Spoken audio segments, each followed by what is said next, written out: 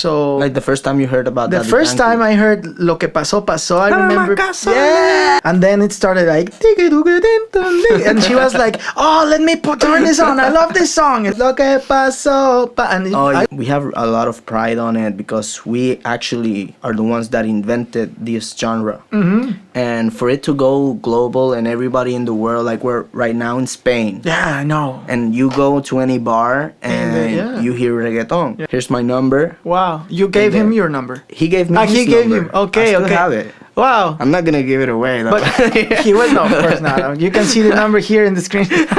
No. Yeah, it was like perfect timing. Yeah, you never yeah. know. That's why you gotta you gotta go on every opportunity. If you see someone that's very interesting or you need to talk to them, you go ahead and talk to them. There's nothing to be scared of. What's the worst that can happen? Welcome to the Music Business 101 podcast. I'm your host, Luis Guinea, a seasoned musician, songwriter, and producer. With over 13 years in the industry and as the founder of Moctezuma Music Group, I'm here to take you behind the scenes of the music world. Our podcast connects you with industry professionals, exploring their experiences, insights, and success stories. Our goal? To demystify the music industry's diverse universe, from genre and trends to invaluable information. Whether you're an artist, a pro, or music enthusiast, join us to unlock the magic behind the melodies. Welcome to the Music Business 101 podcast. All right, so welcome to one new episode of Music Business 101 podcast. So happy to be here with you again with a new and very special guest. We're having today Imanol, my friend, Imanol Santiago. Hola, He's coming hello. from Puerto Rico, Yes. studying the Master in Global Entertainment and Music Business here at Berkeley. He's been involved in a lot of things in the music industry, so you will know from him today about his music journey, how he's worked with producers, with artists. I think you're pursuing a career on the A&R thing, A&R, maybe work at a label. Oh, that's so interesting. I think we're gonna have a very Maybe open my own label. Oh, okay, Who knows? yeah. He also is like Future. a businessman. He has like this Yeah. entrepreneur mind. So, welcome, Imanol. Thank you for having me. It's an honor to be on your podcast. No, yeah, it's an honor for me to have you here. I think it would be nice to start talking about yourself a little bit. Tell us a little bit about Puerto Rico, where you come from, like your background. You grew up there? Yeah. So I was born and raised in Puerto Rico. Okay. All my life I've been in Puerto Rico. It's my island, my everything. Okay. You know? And then I got started in the music business there. Okay. Very young. I learned guitar, learned piano, learned how to read music. But I really got into starting to artist management when I got in high school. Okay. Because I was working on my own music at the time, and then like a couple of my colleagues in school also like doing music and doing reggaeton and rapping and all that stuff. And I guess we were like in lunch break, and then I was like going to get my lunch, and I hear them like freestyling in a corner on the school, and I was like, "Hey, who's this? He's kind of spitting like bars." And I kind of like peeped over, and I see a couple of my friends having like a freestyle battle, and I joined in, and it was a good vibe. So we eventually got to the studio and recorded a song. Wow. And then the song got like very popular in the school. Nice. Everybody was singing it. They used to like, it wasn't even like a full recorded song. It was just like the demo, and everybody was like sharing it. Wow. You were in high school, right? Yeah, so you were like 16, 17 years? 17, around 17, 18. We're talking this, how long ago? More than 5 years. More than 5. I mean, because I want to locate myself on the like the year this was Yeah. happening? Maybe 2000. Yeah, I'm pretty young. I'm 24 right now. 24. So Okay. might be like 5 or 6 years ago. So this was in 2015. Like 27. I graduated in 2017, 2018. So this was between 2015 2017. Yeah. So by then, reggaeton was already a thing. Yeah. It was actually starting in that era that was like Bad Bunny. Yeah, because Daddy Yankee and all those were in like 2000 and Yeah, they were like the pioneers. Yeah, Daddy yeah. Yankee, Don Omar. So it's really interesting for me to know how, because I'm from Mexico, so these of course this arrived to Mexico in these years 2003 probably, or maybe later. I don't remember exactly. I was in high school too, maybe elementary. I was, because I'm older. So like the first time you heard about the Daddy first Yankee. time I heard Lo que pasó pasó, I Para la remember. casa. Yeah, all those. I remember this was my the mother of one of my friends. We were in his car, and she was listening to the radio. And then it started like, and she was like, "Oh, let me turn this on. I love this song." And then she was the mom. And she was like all pumped up. Lo que pasó, and I was probably 12 years old. This was 18 years ago. Daddy Yankee and Don Omar are like the first like artists from Puerto Rico in reggaeton to like go global.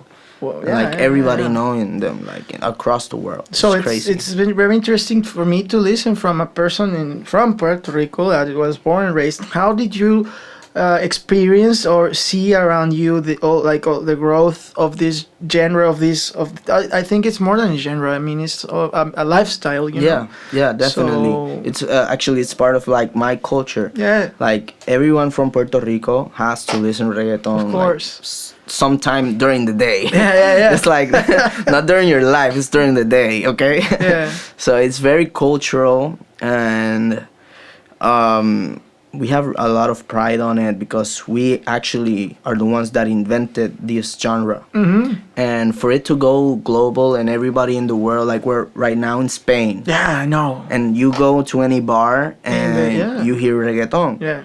So it's like very proud. It gets me very proud to be, that's my music. That's from my culture. country, of course. And then, but how did you see, like, from the, I don't know, like the everyday life, like you said in the school, you're like when you were in school, you started already like composing, doing freestyle. Yeah. So how did it influence? Where did this come from?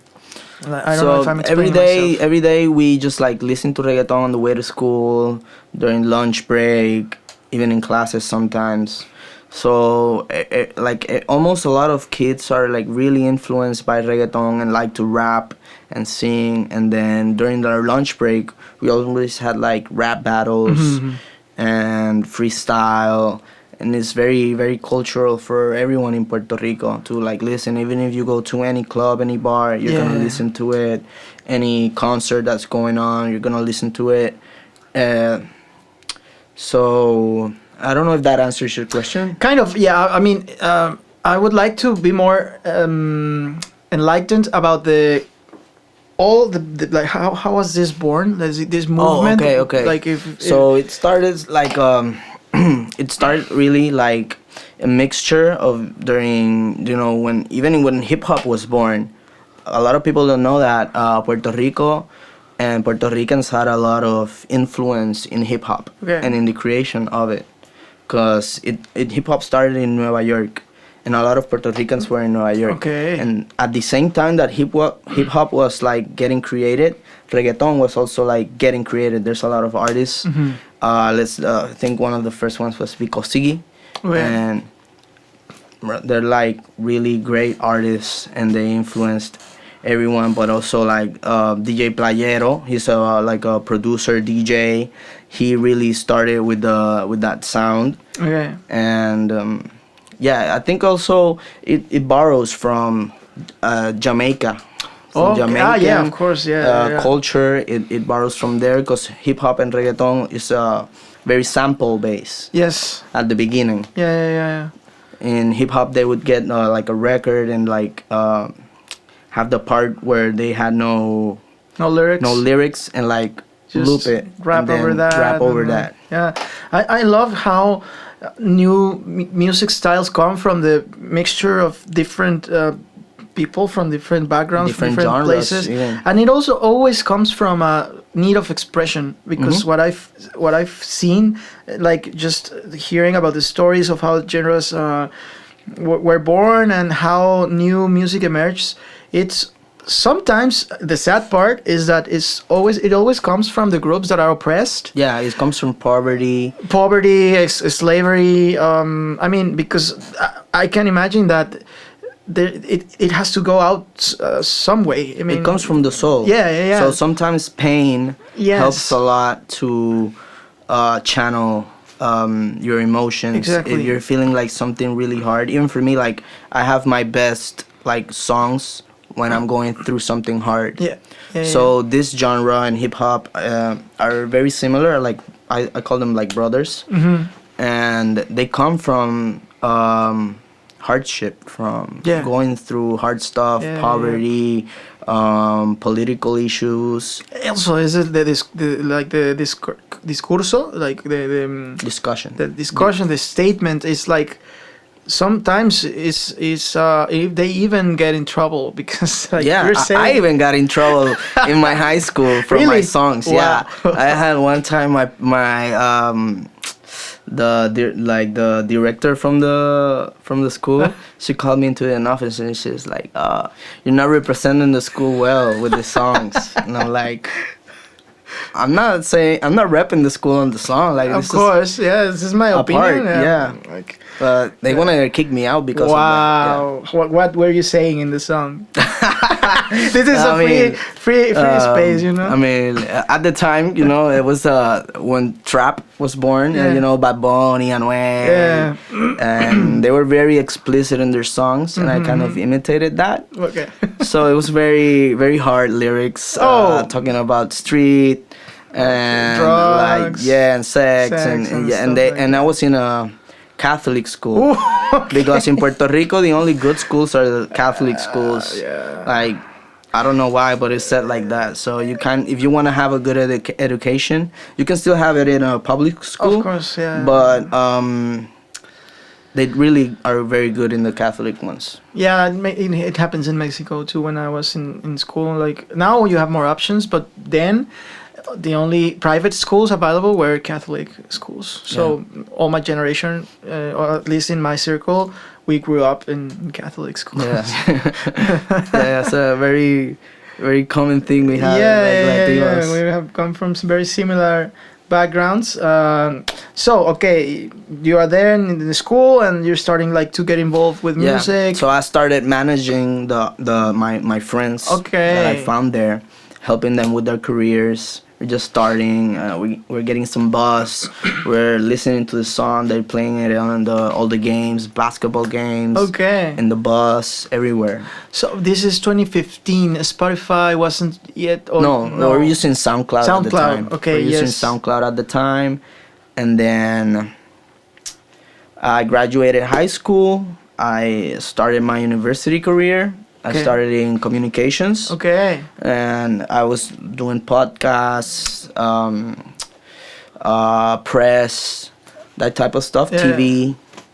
But I really liked it, but I always had a love for the music and the music industry, and I kind of knew that it was for the meantime, but it wasn't like a full thing.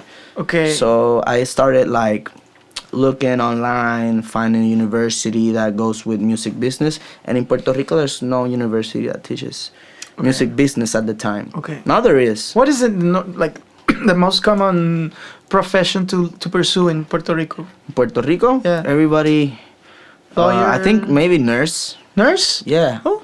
Nurse, and a lot of people that I knew go to like engineering in Mayagüez. It's like a very good engineering school there, and not everyone can go there. It's like for very smart people, and then it's very demanding. but there's a lot of that.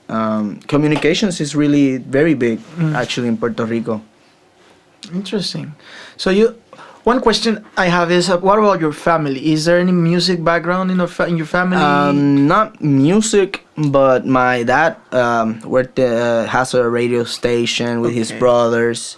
And so I was like already in that space of like production and recording and communications and working with the media, marketing. Nice. So yeah. So when you decided, or when you realized that you were like more interested in pursuing a career in music, did you have any conversation with? Yeah, with my family. Your family. Yeah, they were very supportive for me. Okay, that's good. They're always very supportive of me because they know like I'm a very talented person at the end of the day. So they know that if I'm gonna do something, I'm gonna do it good and like do everything I have, put everything on the table, and they were really very supportive of me. That's good. So I found this university in the United States. Actually, in the state of Philadelphia. It's called the University of the Arts. Okay. They taught. Why Philadelphia? Because they had they had other universities, but this one was more appealing to me. Okay. Because of the curriculum and what they were teaching. How do you find out about this school? Like Google? Online. Oh, okay. Online. Okay. Just like searching and talking to some other friends. Okay. That kind of like wanted to do the same thing. Okay. I'm asking all these questions because I'm trying just to go through your path, like how because I don't know, maybe some people might identify with your story, and I also want to know because my story is very similar to yours in many things. I also studied communications. I think that I'm just going to put a very small parenthesis here, but I asked you about your family because sometimes family and background, like in your familiar background, very influential. Yes, exactly. Your decisions. Exactly. They wanted me to be a doctor, actually. A doctor. Yeah, but I'm not good being a doctor, like under pressure and like having to do an operation or stuff like that, and like having people's hands on my hand. I know. I couldn't do that. Yeah, no, me neither. No, and it's a lot. I mean, I admire very much my friends that studied medical school. Yes, but it's a lot of time studying. I have this friend that he is very successful. I'm very happy for him, but he was all the time like, "Hey, let's go to this party, let's go to this," and he was like, "Sorry, guys, I have to study. I mean, I want to." Yeah. So it's very demanding. But yeah, I did study communications too because I mean, I cannot say my family never supported me because they have always supported me, but at the same time, they were very afraid. Like they have these ideas that doing a career in music is hard, and they don't have any people in their circles that is doing, and like they don't even know that if you like the music business is so big. And until you are inside, you realize that there's a lot of things. There's a lot of jobs too. Exactly, but from the outside, people just think it's singing. You're gonna dedicate your life to be singing and be in bars and tours and that. No, and there's a lot of, but I didn't know at the time. There's a lot of opportunities and jobs that you can do in the music business. So the work here for me was I had to convince myself and investigate that I could follow a music career, because in the end they supported me because I was convinced. Mm-hmm. So I just wanted to make this small parenthesis because I think you had a similar situation. Yeah. I am glad because in the end there's many people that might think I would have loved to pursue a career, and maybe they didn't do the enough research like you did or like I did, and they didn't pursue it, and it's okay. I mean, in the end, everyone is where they have to be. But it's good. So, okay, you found Philadelphia school. You moved to Philadelphia. Yeah, it was a bachelor's degree in science for music business entrepreneurship and technology. I was Okay. more interested at the technology part and like Okay. getting in the studio Yeah. and recording and get to know all the equipment and the technology. Good. But once I was in there, I fell in love with the music business. Okay. And I said to myself, You always had this gene, like this. yeah, I was an entrepreneur You were like already- from the beginning. Yeah. Like I'm involved in like with business. Mm. And my family, my dad and his brothers are very business guys. My Okay. mom worked. She's a reporter for Okay. a lot of newspapers in Puerto Rico. Cool. She's very famous there. Okay. Yeah, and I always had this mentality of doing my own business. Cool. You know. Yeah. And yeah, the entrepreneurship and the technology part really like talked to me. But when I got there and I learned copyright, publishing, distribution, artist management, well, I really did artist management before, but I didn't know what I was doing. I was just like experimenting, Yeah. you know. But there I really got into the real thing and got a lot of insight on the music business, and I just fell in love with it. And a couple of my friends from that university, we just started doing shows in Philadelphia, Wow. just like getting abandoned places, Wow. figuring out who owns them, and then talking to them to Nice. like rent it and do a show. We get the tickets and just throw a big party there, and Wow. then we had a bunch of DJs go, and this was like more Okay. electronic music, not too much reggaeton, Okay. but it was like a learning experience course, yes, for of course. life. Yeah. And we also learned about life in school. But all this was, I mean, it was outside of the school, right? I mean, Yeah. You just wanted to do things and maybe put in practice what you were learning, or Yeah, exactly. yeah, cool. And then in the meantime, I was still like managing my friends back home, giving them pointers, Okay. tips, and then any like business orientation they wanted. Also in A&R, they would send me their songs, and I would say, you know, don't Cool. release this one. Release this one. This is Okay. gonna like work better for you. Nice. And we kind of like built some fan base, and it was really going good. But it's once I moved back to Puerto Rico, it's when it really got kicked off. Okay. Yeah. So, like, when you got back to Puerto Rico, what do you mean? Like, I graduated from the university. I graduated with honors, oh, and I also had to do an internship to Okay. like graduate. Okay. But they gave me they gave me a diploma, okay. not the actual Yeah, one. yeah, yeah. I had to do the internship, and then they would send me the diploma Okay. on the mail. All right. But like I had the ceremony, I graduated everything. I went back to Puerto Rico. Before that, I went during November. November. Like Christmas break, getting Christmas break over there, cause my cousin had a wedding. Okay. I was still like stressing about the internship. I need to get an internship you to didn't know graduate. where. I wasn't getting nowhere with it. And then at that wedding, he told me, "Oh yeah, my wife, the girl he was marrying, Yeah. she's childhood friends with Bad Bunny's manager Wow. and the owner of Rimas Wow. Music, which is one of the biggest labels in Puerto Rico and reggaeton right now." Yeah. And I went to the wedding. I was having fun, and then I see him like talking on the phone. This guy. Yeah. Okay. Noah Assad, his name. Okay. He was there, and a lot of people were talking to him and stuff, and I just was like chill. Yeah, of I was course. waiting for You're my in a moment. party, you're in a social Yeah, event. yeah, but I was like focused. Okay, I was yeah, yeah, always like, watching him okay. everywhere he go, You like are waiting for my opportunity. Smart, like a high social intelligence, I Yeah, would say. because you don't wanna interrupt Of course. and make them feel uncomfortable. Yeah, of course, yes. No, yes, you yes, gotta wait for the perfect that's good, opportunity. Good. And then once I saw him like alone, I went to him, I talked to him, I was like, "Hey, I'm Imanol," I introduced myself, I told him that I graduated from music business school, Yeah. and we were talking about copyright, and we were just having fun with that, and I told him I needed to do an internship to graduate, and he was like, "Oh, really?"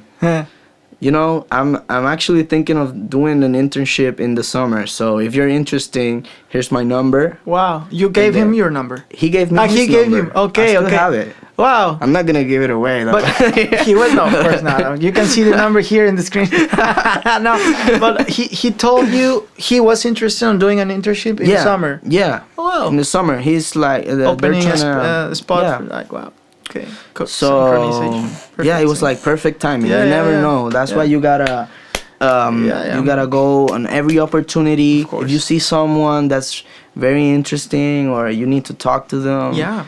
you go ahead and talk to them. There's nothing to be scared of. What's the worst that can happen, you know? Yeah. And that's very important in artist management to network Yes. and talk to totally. people. Yeah, and in every career, I mean. Yeah, definitely. It's important to go out and meet people and talk about your passions and what you want to do, and sometimes it arises that the other person needs what you have, and it's like, okay, let's do something. Yeah. So it's Cool. a very, very important to network. And thanks to that, I did my internship in Puerto Rico in Rimas Music. Nice. It was like a 3-month, very, very, very intense, like every day waking up. I had to drive like 45 minutes Oof. every day from my house there. But I learned so much from them. You can imagine, yeah. Like I'm so grateful for that experience because it shaped me to be the professional I am now. Of course. Because it was like actually my first like work experience. You are so, I wouldn't say lucky, but like maybe I don't know. You're so blessed to be able to have this opportunity out, just getting out of the school, and as an internship. Not a lot of people get in that opportunity. Sometimes you get an internship in any company just to get it, like to have the paper, and they end up like you end up having coffee for the producer, or like I don't know what kind of job did you get there, like what is it wasn't that simple. Like he just told me you have the interview. No, I didn't have the internship like that. He gave me the number. I called them, and then we had to schedule an interview. Okay. And then the interview, I think like it went super bad. Like I was scared. I was like, damn. That happens all the time. I screwed it up. Oh man, I was so nervous. But then months passed, and I was like, I already forgot about it. I was like, it's not gonna happen. I gotta find something. How much time did you have? Did you have a deadline in the school for the internship, or? I mean, it was during the summer. Okay. So once I graduated, that summer after graduation, I had to do an internship. So this was before I graduated. Oh yeah, so this happened in November. The interview was like in December, January. Yeah, kind of in January, February over there. Yeah. Okay, so February, March, April, the months went by. Nothing. They didn't call me. Nothing. And then randomly, I just got an email like, "You've been accepted to do the internship," and I was like, "I did it! Fuck!" And then, so yeah, I graduated, moved there, did the internship.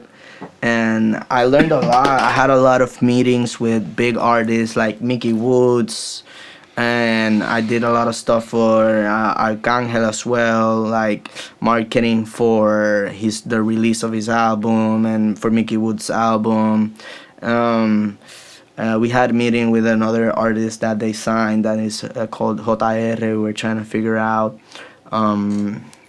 like the style of the album that or EP that he was gonna drop. Okay. And a lot of data analysis, chart metric. Okay. It was one of the things we used, like to analyze all the platforms that the artists have and figure out marketing plans, where to do tours. Okay.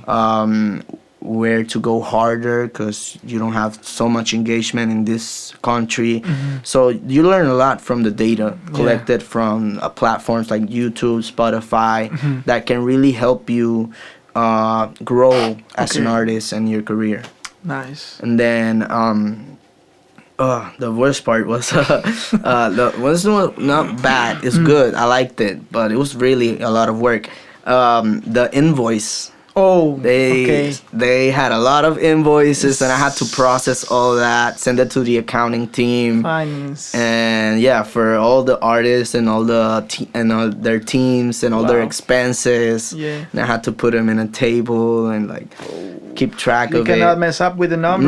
No, and not even the numbers, the address to the Oof. people that you gotta pay, and Administrative stuff. yeah, and it was a lot. Like I did like 100, Wow. like 100 invoices. And more. that you mean you can do it anywhere? Like you were in your home? Yeah, or- yeah, I could do it in my house. Okay, I could okay. do it in the office there, and yeah. I also had to coordinate like chauffeurs and booking flights for artists to Okay. like travel and do shows and record music videos. Cool. So yeah, I learned so much. Yeah, so much there. That's good because you had a very realistic experience of what is it to work in a big Yeah. label in many departments because you were involved both like in kind of the A&R and also other things like touring, tour manager, finance. So then how did you get to Berkeley? Where does like Berkeley go? yeah. So it's still a lot before Berkeley. Okay, no. After we have time. I was like doing all that. I had to do a concert for one of the artists from Rimas called Mora. And I helped the manager or label manager of Mora to throw the show in Puerto Rico. It was like a 4-day show, and they were all sold out every day. Wow. So we started working like it was the show was Tuesday, Friday, Saturday and Sunday. Okay. But we started working from like Monday. Wow. Yeah. Like yeah. to set of up course. everything. It was It's a crazy. lot of work for 1 week. And maybe even more. Maybe they were working on it months before, you know? Yeah. Obviously. Yes. But my job started like that week, and it was like intense every day, just like waking early, working hard, going to sleep late. But it was amazing. I got to work at a concert for the first time. Nice. I got Big a lot concert. of big concert, like a big venue, and I had a lot of insight on the business. You were you involved in the stage like? I worked a little bit on the Logistics, stage, or- but I was more like an assistant to everyone. Okay. So if anything, anyone needed anything went wrong, I was the guy they called. Okay. And I was like, oh, I gotta Nice. find someone. I gotta go do this, go do that. You were the one who sent the stage plot and all this stuff, or who sent? No, they did. Somebody else did that. Okay. I was just like But if so, helping for around. example, I mean, I can imagine if someone found out that I don't know whatever they asked in the rider, if it's not there, is you the guy that they call? Yeah. So, Yeah. hey, we are missing the. Yeah, for example, a good example was an artist came there, and then she forgot an iron or like a steamer for her clothes. They were like, bro, the show already started. Yeah. And then she was about to go on, and I was like, yo, you gotta go buy one. Crazy, I hated that. But I mean, Yes. but I did it anyways because I'm trying to do a good impression in my yeah, first like of course, job. yeah. So, but no, I learned so much there. That's great. And Baboni went there. Wow. A lot of big artists went there. I got to see them, talk to them, Cool. network with a lot of business people. So all the opportunities that you have or life gives you, you gotta like approach it with an open mindset and just go and do it. It doesn't matter if you don't know what you're doing. You're gonna learn, and you're gonna course. learn from your mistakes as well. Yeah, You know. yeah, always. Yeah, and it's good that you had all this experience before coming to like pursuing your master, because I can imagine that you are more sure about what you like and what you don't like. Maybe you say I like this about I don't know doing the we will talk about what you actually like. But as I can listen to your story, maybe the live part is a lot of work. I don't know. Yeah, it's crazy. So you can start like to focus on one thing, like having these experiences. Maybe you get this hunch about, okay, maybe this is my path to take. I also worked at a company called RCA, Okay. Ricky Sound. Okay. And it was like they really were like the guys that put up all the lights and the sound system. Okay. And that was really fucking hard work. Like, let me tell you, we had to get up early, put everything in the heavy equipment in a truck, drive to whatever place in Puerto Rico, Oof. do a show, tear it down, put it back in the truck, go to another place in Puerto Rico, do it again, take it back down, and then you are arriving 5 a.m. back home to like sleep 2 hours to do it back again tomorrow. The next day. Wow. Yeah. So it's crazy. For the people that is listening and or watching and you are not in the music industry, you have to know that But the money was good though. Okay. But yeah, you have to know that there is a lot of work happening behind it. Well, one concert or one, like, yes. If the bigger the concert, the more the work, the more the people. And the artist has a big team. Like, the music doesn't sometimes happen hundreds, just because with one person. Sometimes can be hundreds of people and doing this, like going to sleep very late and getting up very early. But at the same time, everything that one thing that everyone has in common in this industry is that we are all passionate about music. Yeah, that's what I love. You have to, because that kind of labor, that's so much hours out of your home, and sometimes even you don't have very much time to be with your loved ones, and you're doing all this sacrifice because in the end it's your passion. Yeah. So that's what I love, and that's what I think keeps us in this, like, adrenaline and in this pursuit of whatever we're pursuing. Yeah, definitely. And yeah, once I did all that, I was managing artists there in Puerto Rico. I was helping my friend Lianci and a couple other friends I'm not gonna mention because some reasons. Okay. But Lianci and I are still like really cool, and I'm not managing him anymore. But I still sometimes give him like some pointers and tips and give him advice and stuff like that. But yeah, he's doing his own thing. He's independent. He's actually touring right now all across Puerto Rico, promoting his music. And but yeah, you were like a very important part of his career, right? Yeah, like building the structure. And the fan base, and it's very important to do that as you're starting an artist. Yeah, you gotta build a foundation, because you can't expect, oh, I'm waiting for someone to sign me. No one's gonna sign you, because you have to bring something to the table first. You gotta bring something to the table. You cannot just expect people to sign you and give you money. Yeah, that's a very good piece of advice for you. If you are an emerging artist, if you're a singer, songwriter, whatever stage you are of your career now, it's important that you take more seriously. Like if you were signed, that's what I always listen. I've heard so many people in the industry tell independent artists, like, if you're alone, if you don't have a team, act like if you had one, and or look for the right people to work with you and to grow along with you. We're friends. We were all friends, just working for one friend to like get him to a level, to help him. Yeah, and there's always one person like you with what's the name of the artist again? Lianci. So there's always one Imanol for every Lianci. Like, there's always one person that wants to be a manager, that wants to get experience, or that has this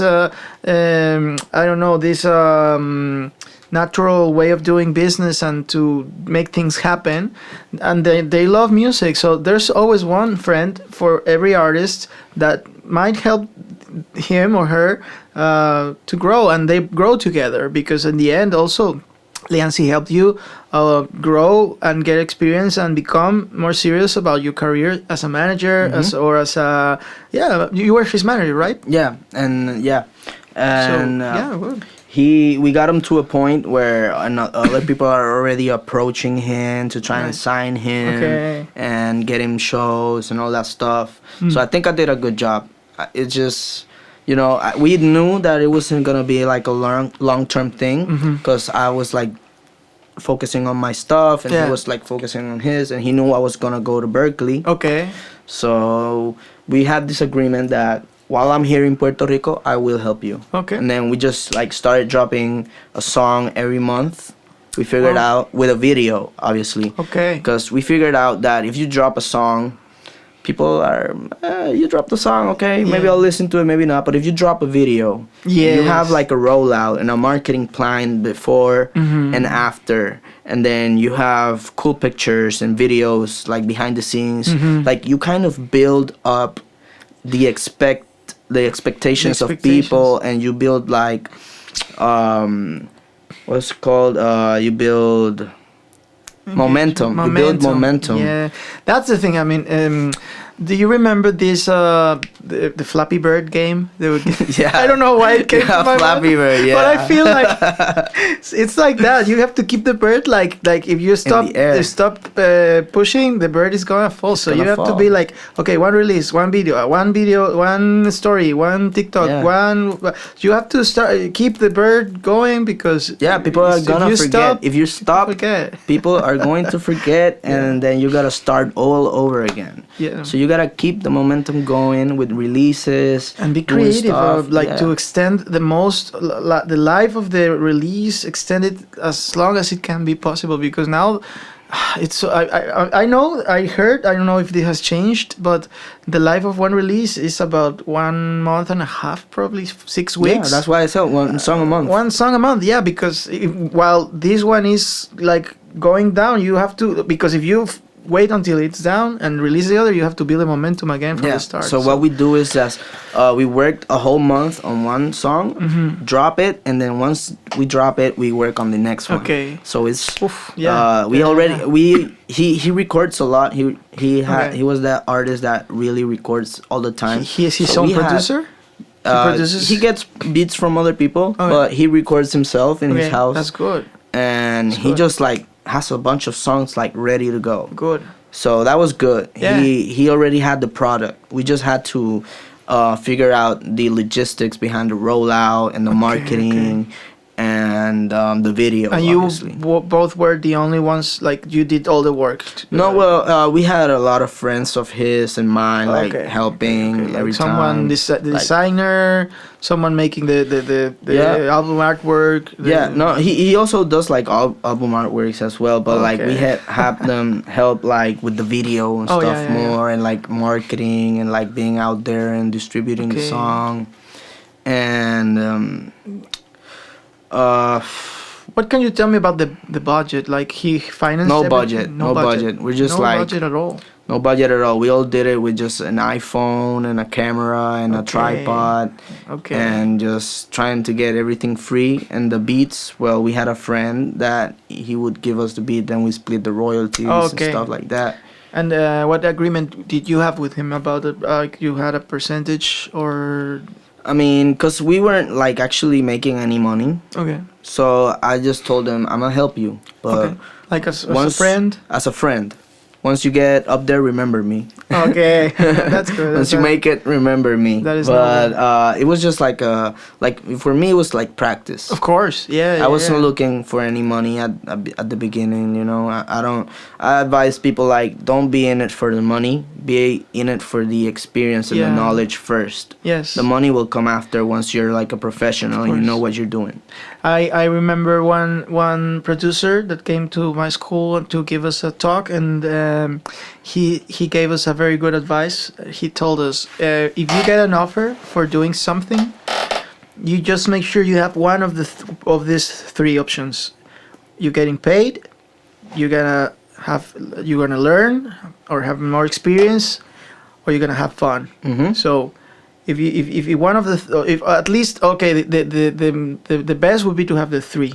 Mm-hmm. The more realistic is sometimes you're gonna have only two. You're probably either you're gonna have fun and get paid, but you're gonna not knowledge. or you have fun and knowledge. But if you get the three, that's the dream job, of course. Yeah, definitely. But in the worst case scenario, at least make sure you have one of the three. Yeah. If you learn, okay, cool. If you have fun, okay, and if you get paid, okay. That's good too. That's good. So you had fun and you learned. So it was good. It was good. Yeah, and I also helped other friends too, and then I got them to a position that other people wanted to sign them and all that stuff. I'm not talking about them because we're not that cool anymore. Okay. Yeah. But no promo. Yeah. No. No. So yeah, I lost track. Okay. But what did you disagree in like contracts or No, not money like that. It's just problems? like let's just say this. When you're managing artists, it's good that you have like a friendly situation, Yeah. but don't be that friend that manages you. It's just like I'm friends with my manager, but not my friend manages me. You know? Okay. Because sometimes artists won't respect you I and your understand. decisions and your knowledge. They'll be like, oh, you're doing this because of this, not because they don't respect you that much if you're like their friend. So Sometimes, keep it yeah, business more. sometimes it's hard to separate the relationship of like the professional and the And friendship. then if you have like a dispute about them, like on the business side, Yeah. it ruins your friendship with them as well. Yes, and it's So hard. it's, I mean, I think it's important to not take things personal, talking about business, but Mhm. sometimes it's not that not No. that easy. And artists are emotional. Yes. Sometimes they don't understand that. Yes. All right. So another thing I would like to talk about. What about your projects? I know that you also compose, you produce your own songs. You told me something about, okay, in high school you almost get kicked out of school because so in this parallel story, what about your music? How did So you? I'm working on my own music. I want to be an artist myself. I do reggaeton, I do rap in Spanish, in English, and I'm just right now. I have no like plans to release anytime soon. I'm Okay. just like working on my craft, getting better every Good. day. I feel like every year I get better. Yeah.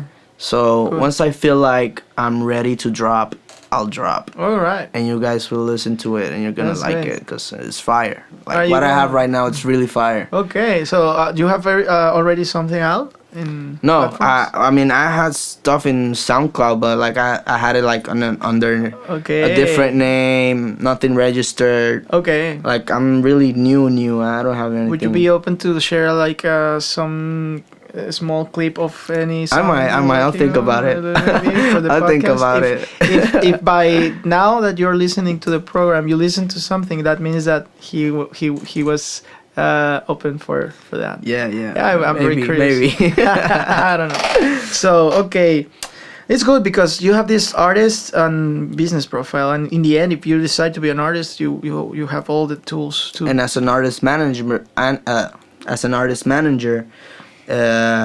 it gives me like more empathy and more connection to Exactly. an artist Yeah. and know how to talk to them. Yeah. And it's very important for managers to know how to talk to their artists and know how they think, because they're emotional about their music, so you gotta be very careful. Yeah, it's so hard. I mean, I know a story about a friend that they worked on an album for months, or maybe a whole year, and they spent not much money, but important money for them. I mean, they were working in other. They had their jobs outside of music, and they used part of that money to produce their songs and blah blah blah.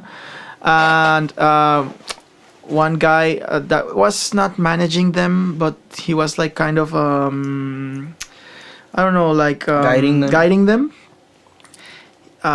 He told them not to release the album. Like, okay, if you want my advice, because he was a manager for many artists, big artists in Mexico, like Mon Laferte, like I don't know. I just remember by this moment her, but I mean, he worked for many artists. He was very, very good to grow artists, and he told them, if you want to, I don't know, like grow, don't release this album. Work in a concept, because this doesn't have a concept, in my opinion, and it would be like it would be counterproductive, because you weren't going to release this, then you're gonna work on a concept or you're gonna build a concept, and then the audience is gonna be confused. Yeah. So my advice would be, this is good that you did this. It's part of your journey and your experience as a band, and you now know that you can make things happen, that you can work and get a product done. But not always you will release these products. Yesterday, he told them, yesterday we had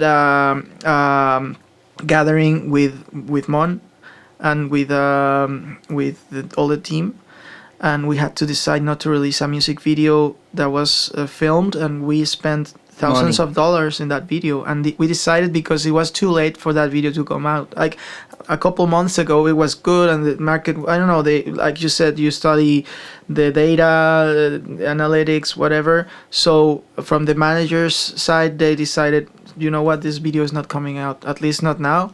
We might save it, but sometimes they never get out. Sometimes videos or songs or whole complete albums don't go out, and artists are frustrated for that.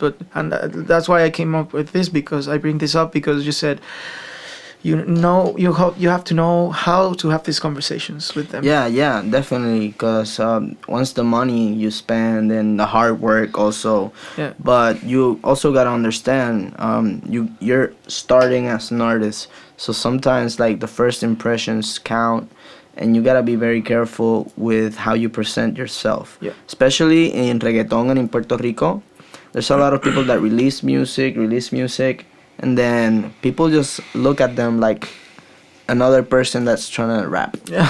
You know? Yeah. You gotta take it seriously and put a lot of mind to the release of just a single song. And there's a lot of work that you gotta put in behind that, for people to look at you like a professional. Yes. Like you really know what you're doing. And maybe what you're telling me, they were really professional about it and whatever, but maybe I don't know the reasons behind that, but maybe it was for a good reason. I don't know, because I wasn't there. I don't know the story, the whole story, but maybe he was right, maybe he was wrong. Yeah, he told them. I mean, he told them, don't do what I'm telling you. I'm giving you like my opinion, but do whatever you want, because in the end, it might work. I mean, if sometimes you do it's luck. Sometimes it's luck, and sometimes it also is part of the process. I mean, my personal opinion for them would have been in that time, dude, you already paid for this. You already put your heart in this. Just release it. Yeah.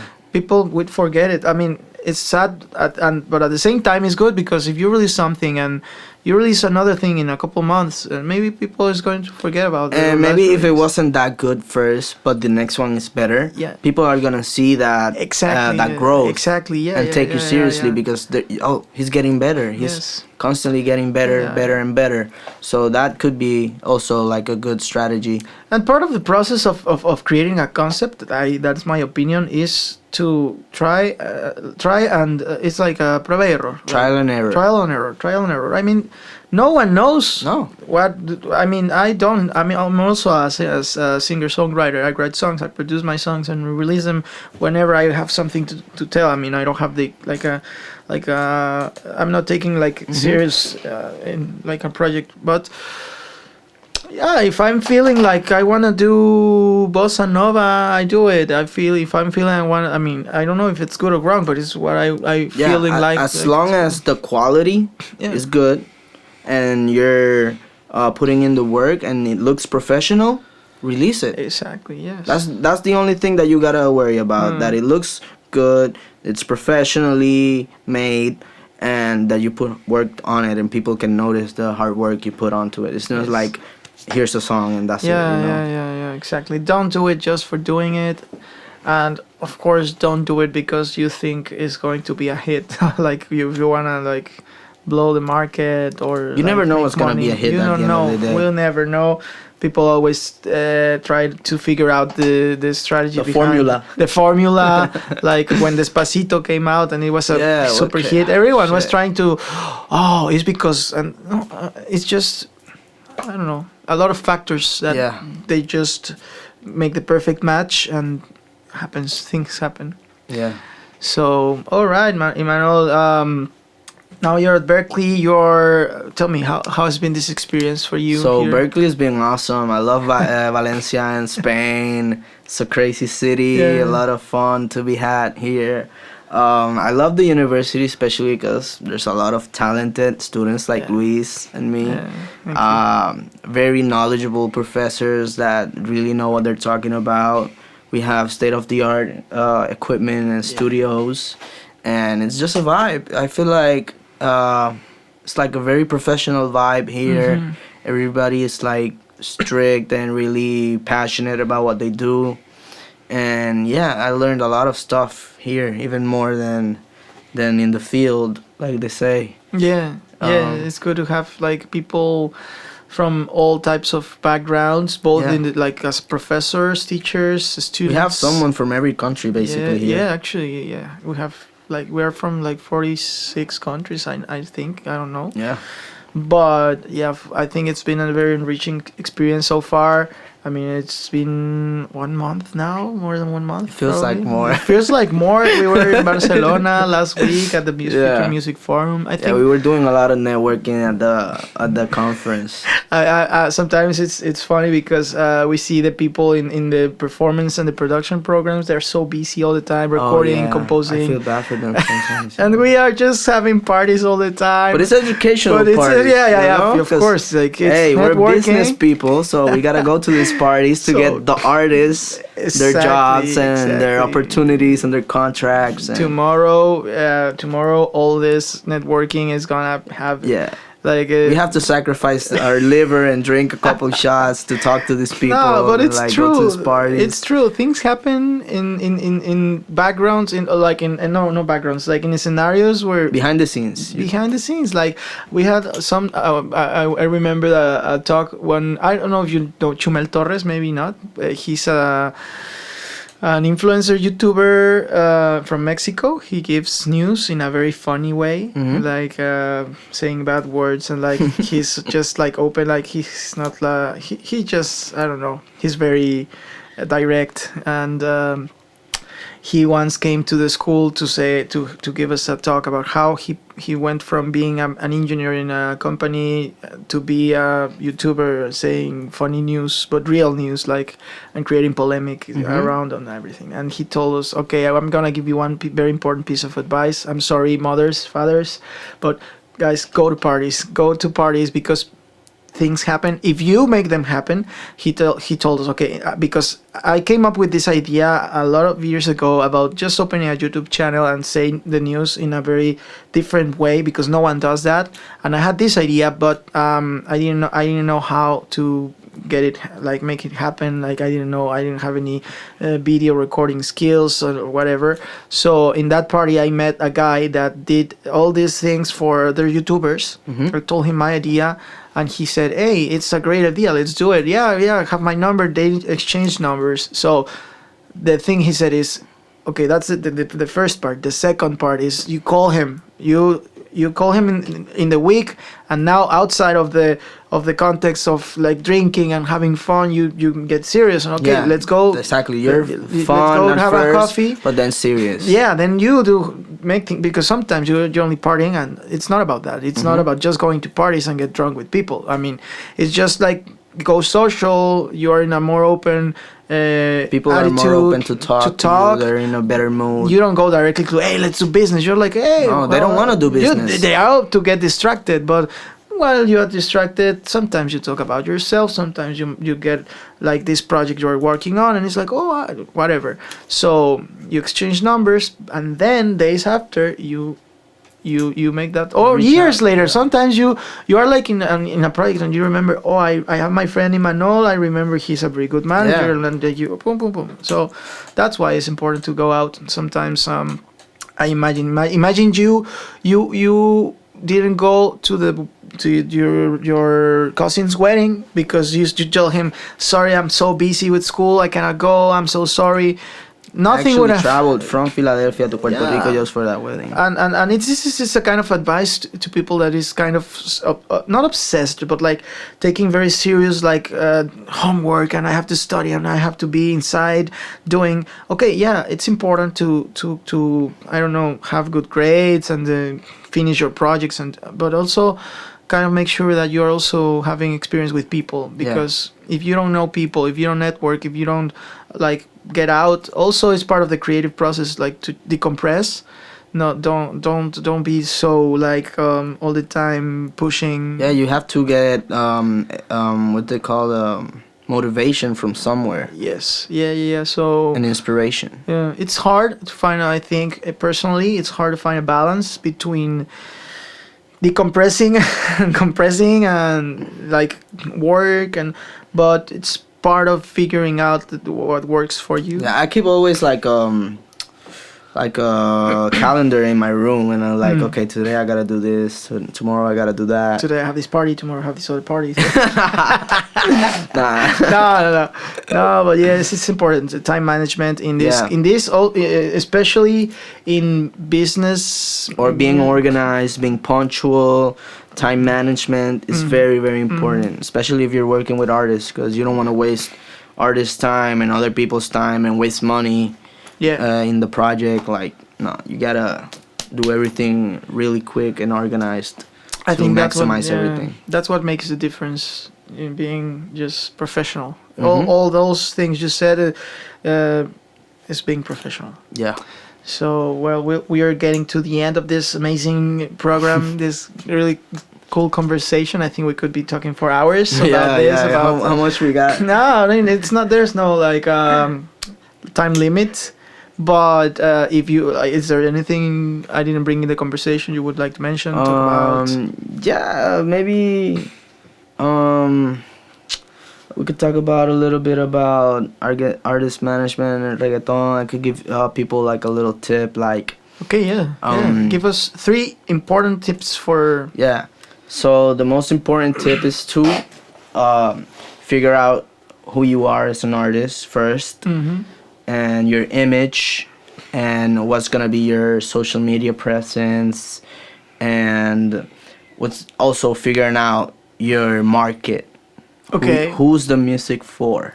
Okay. Who's going to listen to it?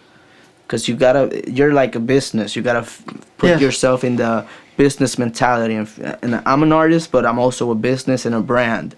So how are you gonna build that business and a brand? You gotta know who's gonna buy your stuff. You're gonna know all these things. And also what we were talking about, move around, get people to know you, network.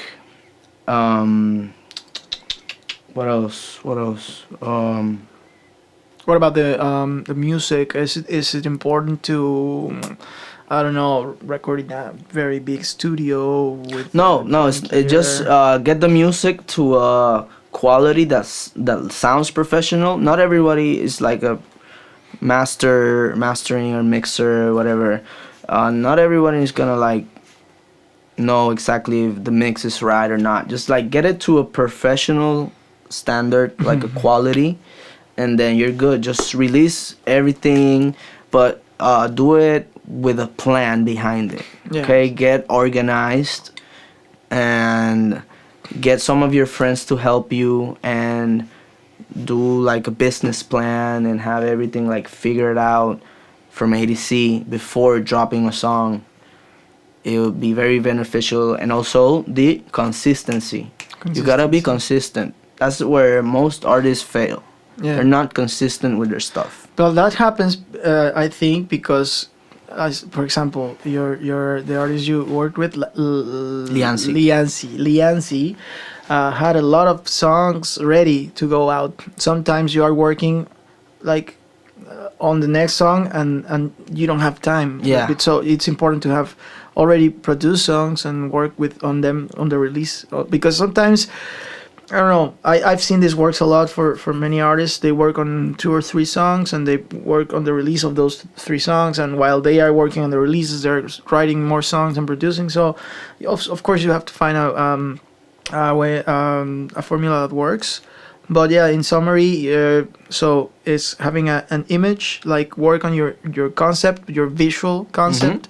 Uh, because if you have that very well defined, you're going to get also more engagement with your audience. So the second advice is Manuel giving us is have an audience or know your audience, because that is going to help you take decisions, approach, for example, the right venues. Because if for example you have a specific niche, and these people go to a specific venue, then you want to play in that venue, and you want to contact that venue. And if you contact the venue and you show them that you have an image, you have worked on your project and it looks professional, then they're gonna give you an opportunity to play there and to reach this audience. So it's like interrelated, both the image and the audience. Sometimes you define your image depending on the audience you want to reach, or sometimes you design your image and then look for the audience. It doesn't matter the order you follow, but it's important that there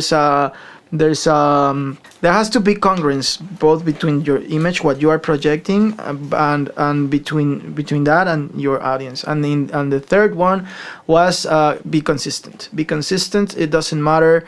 And organized. Yeah, consistent and organized. If you do these three things, of course, there's a lot of more. But I think these three tips are good advice for everyone. If you're an independent artist and network, go out there and go out. Yeah. So I think this whole conversation is being really enlightening and enriching for. Of course, for me, but I think also for everyone. For the viewers, listeners. If you're a producer, if you're an artist, if you're a manager, everything, everyone. This is for interest, everyone's interest. So, just to finish, Imanol, what can we expect from you in the future, in the next months? What are you up to? The future is very, very mysterious right now. Yeah. But just know that we're doing something great. Yeah. Okay, we're working to get something great done at the end of the year of being in Berkeley. Yes. We're still getting everything together. We're getting a team to the label, to work at the label here, and be patient, but we'll be ready to go. I hope so by November. Maybe. Probably, yeah. Yeah, and once everything's set, we'll just start working with all the Berkeley students and people from Valencia and all around the world to give all of you a great music and great artistry and a bunch of creative stuff. So watch out for all of the great things we're about to do. Me and Luis, Yes, totally. I think we have a lot of things in common, and we have passions in the same areas. So I think magic is gonna happen these next months. Definitely. I mean, a lot that everyone here, I think, has a very special talent, and we're just having fun, enjoying the process. But in the end, all the pieces will be in the right place. So stay tuned. We'll be definitely posting more about Imanol. Follow him. How can we find you in social media? Okay, so Instagram, I'm IIMANO1. Okay. And then in Facebook, I'm Imanol Santiago, and LinkedIn, I'm Imanol Santiago. Perfect. So yeah. Yeah. So whatever you wanna maybe ask him, or just have him in your network, Yeah. Any artists that are curious or want to know more about artist management or what to do with their careers, you can hit me up, and I will try my best to answer all of you and give you good tips and steer your career in the right way. Great. So thank you very much, Imanol, Thank you for having me, bro. Yeah, it was a pleasure. Nice time. I like this. Me too. I enjoyed very much this whole conversation. It's gonna be recorded and for history in the internet, and we were going to listen this in 10 years. I hope I look good. Yeah, I'm just waiting to have 43 years old and listen to this. And I'm gonna put this to my kids when I have them. We were just starting. So thank you, everyone. Thank you for listening. Thank you for watching. Remember to share this if you liked it, if you're enjoying all this. We already have 4 chapters, 4 episodes out in Spotify, in Apple Podcasts, in every platform where you can listen to podcasts. So thank you for sharing. Thank you for your comments.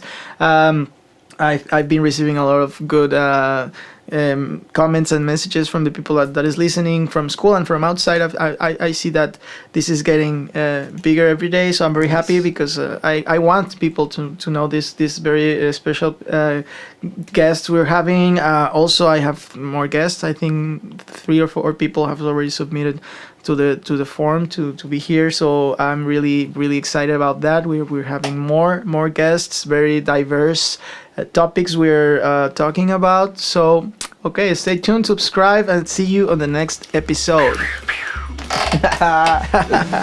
Thank you for joining us on this insightful journey through the melodies and bits of the Music Business 101 podcast.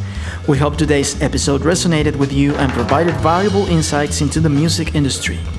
A big shout out to our incredible guests for sharing their expertise and experiences with us. We couldn't do this without you, our dedicated listeners. Your support means the world to us. If you loved what you heard today, please subscribe and spread the word. Together we'll continue to explore the dynamic world of music and the stories that shape it. As we part ways for now, remember that music has the power to inspire, unite, and transform lives. Whether you're a musician, a music enthusiast, or someone seeking the magic of a great tune, keep the music alive in your heart. Stay tuned for more fantastic episodes with industry leaders and creative minds. Until next time, this is Luis Guinea signing off. Keep the music playing, and we'll catch you in the next episode. Thank you and farewell.